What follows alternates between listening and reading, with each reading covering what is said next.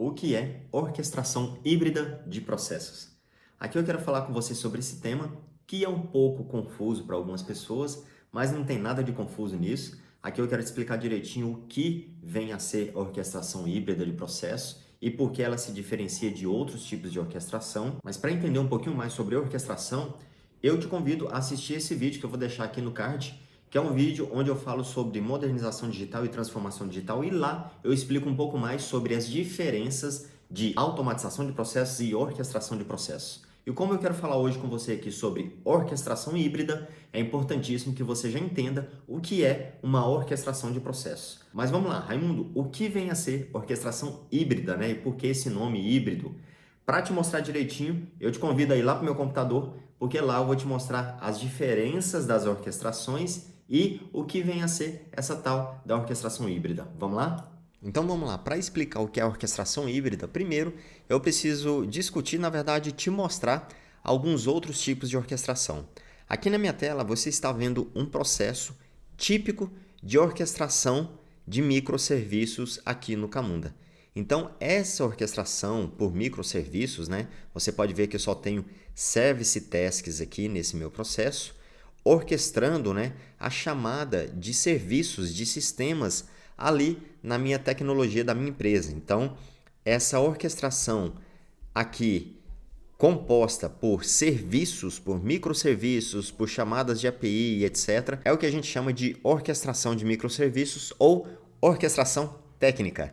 Esse é o nome da orquestração que a gente dá para essa orquestração de microserviços ou somente de integrações com sistemas sem a interação com um ser humano. Então, essa é a orquestração técnica. Mas vamos lá, além dessa orquestração técnica, o que mais a gente tem? A gente pode ter orquestrações típicas de tarefas de usuário, ou seja, aquelas orquestrações de user tasks, onde eu só tenho telas e formulários no meu processo e eu vou expor essas telas e esses formulários por uma ferramenta BPMS, assim como o Camunda.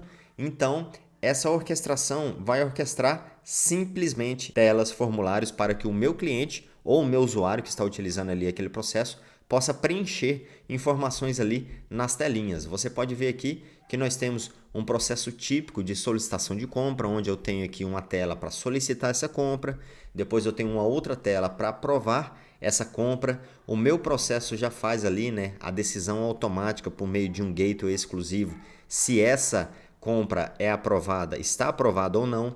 Se estiver aprovada, eu tenho mais algumas tarefas de usuário aqui, onde eu apresento formulários para serem preenchidos também, como anexar orçamentos, escolher fornecedor e enviar autorização para a área de compras para liberar essa compra. Por outro lado aqui, se não for aprovada essa compra, eu tenho aqui uma tarefa de usuário ainda para arquivar essa solicitação de compra. Então, esse é um fluxo, né, uma orquestração típica de tarefas humanas. Então, ao invés de ter somente tarefas orquestradas tecnicamente por chamadas de APIs, chamadas de microserviços, aqui eu tenho tarefas orquestradas para seres humanos, para user tasks, para formulários que serão preenchidos ali por uma determinada pessoa. Então essa aqui é a nossa orquestração humana, né? A gente está orquestrando aqui tarefas humanas, tarefas de usuários que devem ser completadas ali por meio de formulários, ok?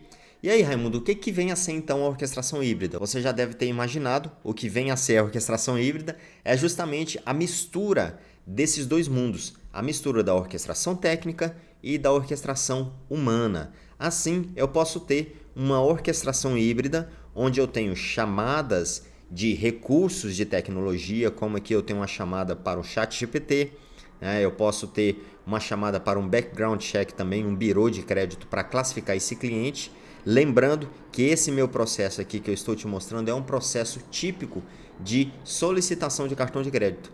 Então aqui você pode ver que eu tenho chamadas de API por meio do ChatGPT aqui, eu tenho decisões por meio do nosso fluxo aqui através de um gateway exclusivo, mas você vai notar aqui essa característica híbrida quando a gente chamar, por exemplo, uma API de envio de e-mails aqui do SendGrid, que é uma integração sistêmica também, que é uma integração técnica, e aí logo em seguida eu tenho aqui um formulário que eu vou apresentar aquelas informações ali para o meu back-office e os meus analistas ali do back-office vão avaliar os documentos e as informações que esse cliente nos enviou. Então aqui nesse fluxo eu tenho uma classificação desse cliente.